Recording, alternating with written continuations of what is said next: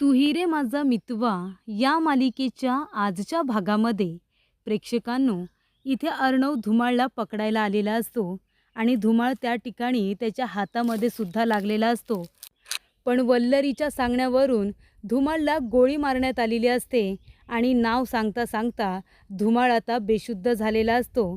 पण इथे अर्णव योग्य वेळी धुमाळला हॉस्पिटलमध्ये घेऊन जात त्याच्यावरती ट्रीटमेंट करतो आणि शुद्धीवरती आलेला धुमाळ शुद्धीवरती आल्या आल्या वल्लरी पाटीलचं नाव सांगतो. खरी गुन्हेगार वल्लरी असल्याचं सांगतो. तर प्रेक्षकांनो, इथे आता अर्णव ईश्वरी ठरलेल्या ठिकाणी आलेले असतात. ईश्वरी म्हणते, अर्णव सर, तुम्हाला वाटते धुमाळ इथे येईल का? अर्णव म्हणतो, धुमाळ इथे नक्की येईल, मला माहिती आहे. मी सिंदूर तुझ्या हाताला लागले, तू गाडीत बस, मी जाऊन धुमाळला बघतो. ईश्वरी म्हणते, सर, माझ्या हाताला लागलं असलं तरी मी इथे तुमच्या मदतीला आले, गाडीमध्ये बसायला नाही. जे होईल ते होईल, पण आज मी तुमची मदत करणारच. तेव्हा धुमाळ दारामध्ये उभं राहून बघत असतो की नक्की मला भेटायला इथे कोण आले. ईश्वरी आणि अर्णव हे दोघेजण धुमाळला आता दिसतात आणि तेव्हा ईश्वरीचं लक्ष धुमाळकडे जातं आणि धुमाळ सरळ तिथून पळ काढतो. पळत जाणारा धुमाळ ईश्वरी अर्णवला दाखवते आणि तेव्हा इथे अर्णव धुमाळच्या मागे धावत धावत जातो आणि तेव्हा प्रेक्षकांनो, इथे आता धुमाळला पकडण्याचा प्रयत्न त्याचा सुरूच असतो. तेवढ्यातच राकेश आलेला असतो. तो बघतो तर काय, रमाकांत काका ध्यानाला बसलेले असतात. तेव्हा राकेश म्हणतो की इथे मामीने चांगला प्लॅन केला होता या म्हाताऱ्याला घरातून हकलून देण्याचा, पण हा म्हातारा त्या ईश्वरी आणि त्या म्हातारीमुळे घरामध्ये थांबलाय. काही झालं ना तरी आज मी याला इथून जायला लावतोच. तेव्हा राकेश येतो आणि म्हणत असतो की बाबा, पाया पडतो तुमच्या. तेव्हा इथे रमाकांत काका म्हणता, जावई बापू, तुम्ही इथे वरती बसा ना. राकेश म्हणतो, नाही नाही, काही हरकत नाही, ठीक आहे. आणि तो म्हणतो की बाबा, माफ करा, तुम्ही इतक्या वर्षानंतर या घरामध्ये परत आलात, पण कुणीही तुमच्याबरोबर नीट बोलत नाही आहे, नीट वागत नाही आहे. या गोष्टीचा त्रास होतो मला. एकाच घरामध्ये राहून अंजली मॅडम आणि इथे अर्णव साहेब तुमच्याजवळ जसे वागतात ना, तुमच्याकडे बघतसुद्धा नाही होते. मला खूप वाईट वाटतं. इतका अपमान कोण सहन करेल सांगा बरं. ते तुमचा खूपच जास्त तिरस्कार करतात. तेव्हा रमाकांत काका म्हणतात की माझ्याकडून सुद्धा काही चुका झाल्यात ना. मी न केलेली शिक्षा अजूनपर्यंत भोगतोय, पण शेवटीला त्यांच्या नजरेत मी गुन्हेगार आहे, त्यामुळे त्यांनासुद्धा वेळ दिला पाहिजे ना. राकेश म्हणतो, बरोबर आहे बाबा, पण जिथे आपला तिरस्कार केला जातो ना, तुमच्या जागी मी असतो ना बाबा, तर कधीच मी घर सोडून निघून गेलो असतो. मी इथे या ठिकाणी राहिलोसुद्धा नसतो. बरं, जाऊ दे. मी अंजली मॅडम यांना समजावण्याचा खूप प्रयत्न केला. ते तुमचे वडील आहेत, त्यांचा तिरस्कार करू नका, त्यांच्याबरोबर चांगलं वागा, पण त्या काही माझं ऐकत नाही. तुम्हाला खूप अपमान सहन करावा लागतोय, त्यासाठी मी तुमची माफी मागतो. असं म्हणून राकेश तिथून जात असताना रमाकांत काकाकडे बघत असतो आणि म्हणत असतो की जा म्हाताऱ्या, जा, इथून निघून जा. तसंही मला कुणीही प्रॉपर्टीमध्ये अजून हिस्सेदार नकोच आहे. तेव्हा हे घर सोडून तू निघून गेलास ना तर बरंच होईल. तुझ्यासाठी हे साधूचं आयुष्यच चांगलं आहे. जा, साधुगिरी कर आणि पोट भर, पण इथून निघून जा. रमाकांत काकांना वाटतं की इतका अपमान सहन करण्यापेक्षा इथे न राहिलेलं बरं. मी तरी इथे का राहतोय, मी पण हे घर सोडून निघून जातो. असं इथे आता राकेश सगळं बोलणं रमाकांत काकांचं ऐकत असतो. रमाकांत काका उभे राहतात आणि आपली झोळी घेऊन तिथून निघून जात असतात. राकेश म्हणतो, जा म्हाताऱ्या, जा, जाशील तर बरं होईल. तर इथे धुमाळ पळून जात असताना त्या ठिकाणी अर्णव येतो आणि धुमाळला रंगेहात पकडतो. धुमाळला पकडल्यानंतर इथे अर्णव विचारतो की सांग, खरं खरं सांग, कुणी सांगितलं होतं रमाकांत राजे शिर्के याला फसवायला? आणि सुप्रिया केस, ते सुद्धा इंदौर. सांग बरं, ही न्यूज तुला कुणी छापायला सांगितली होती? सरळ शब्दामध्ये विचारलं असतं तर उत्तर दिलं नसतंस, म्हणून तुला अडकवण्यासाठी हा ट्रॅप रचला होता आणि त्या ट्रॅपमध्ये तू अडकलास. आता खरं खरं सांग, हे सगळं कुणाच्या सांगण्यावरून केलं होतंस तू? तेव्हा इथे अर्णव धुमाळच्या पोटामध्ये फायटी मारून मारून त्याला विचारत असतो की खरं खरं बोल, कुणाच्या सांगण्यावरून केलंस हे सगळं? तो म्हणतो, सांगतो, सगळं सांगतो. आणि ईश्वरी मोबाईलमध्ये व्हिडिओ तयार करत असते.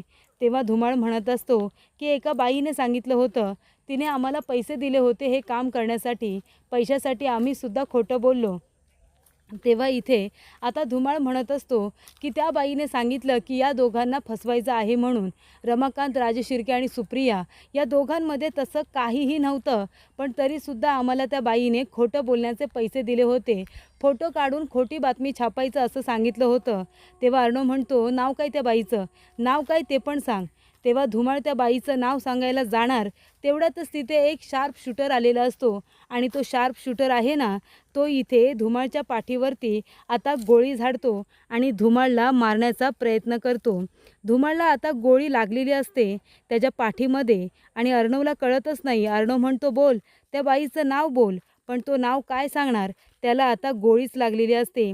आणि तेव्हा इथे धुमाळ आता खाली कोसळतो. तेव्हा ईश्वरी म्हणते, सर, अहो याला तर कुणीतरी गोळी मारली, आपल्याला कळलंसुद्धा नाही कुणी गोळी मारली असेल.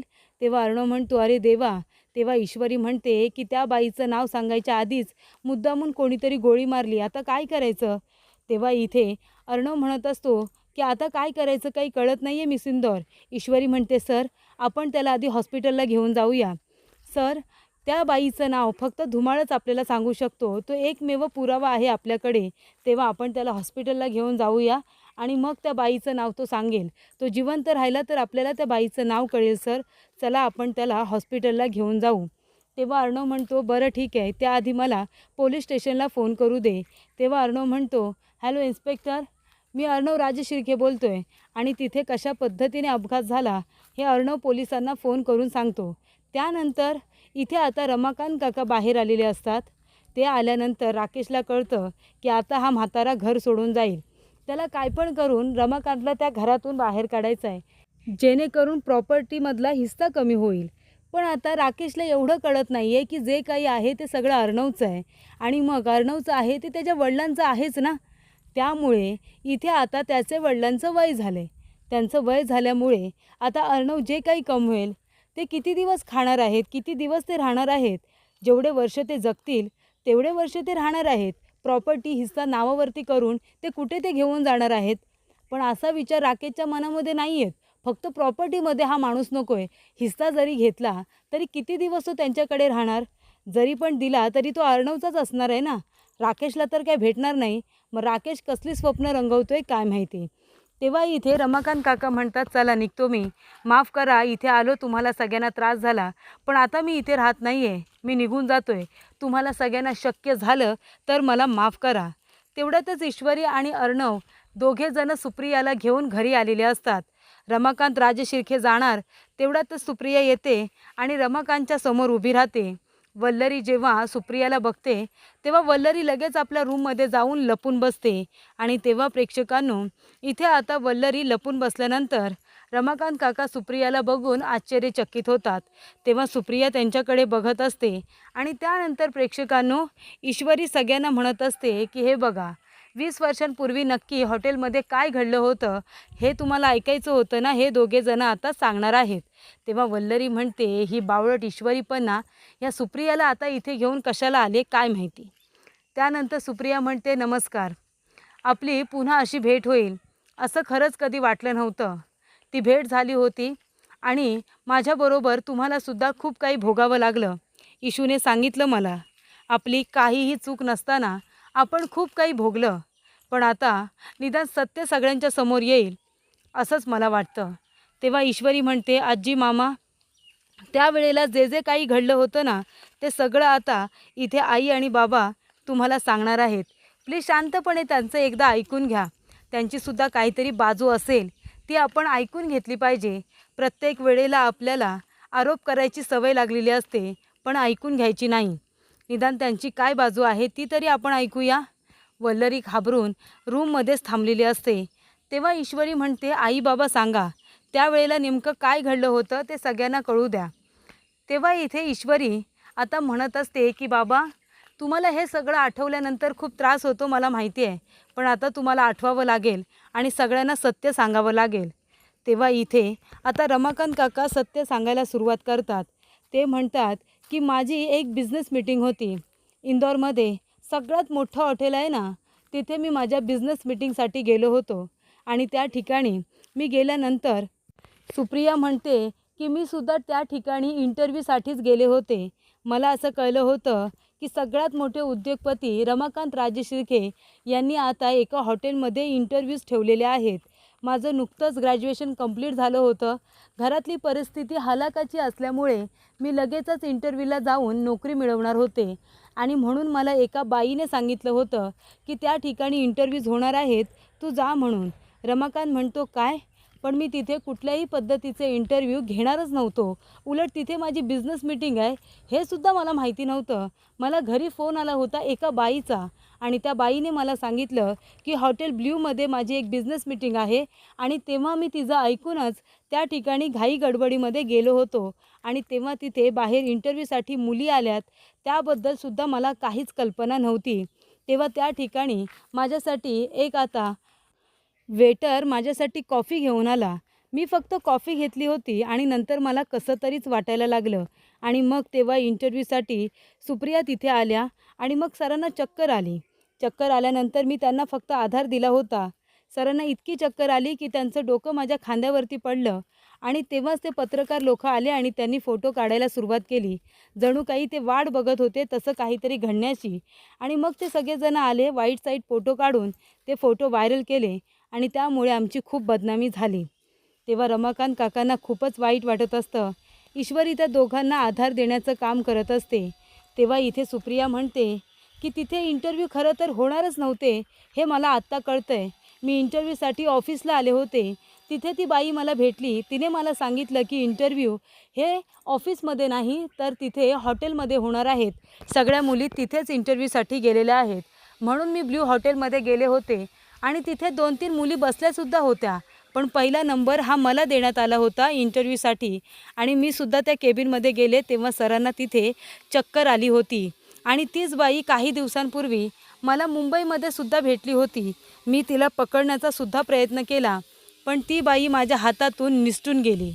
तेव्हा इथे आता सुप्रिया सगळं काही सांगत असते. त्या बाईने मला धक्का दिला, ती तिथून निघून गेली. ज्या बाईने मला फसवलं ती तशीच्या तशी माझ्यासमोर अजूनही उभी आहे. तेव्हा इथे अंजली म्हणत असते, वाह, म्हणजे इथे आता उंदराला मांजर साक्ष, दोघेसुद्धा गुन्हेगार आहात तेव्हा दोघे एकमेकांची पाठराखीण करण्याचा प्रयत्न करत आहात नाही का? तेव्हा अर्णव म्हणतो, ताई बरोबर बोललीस तू.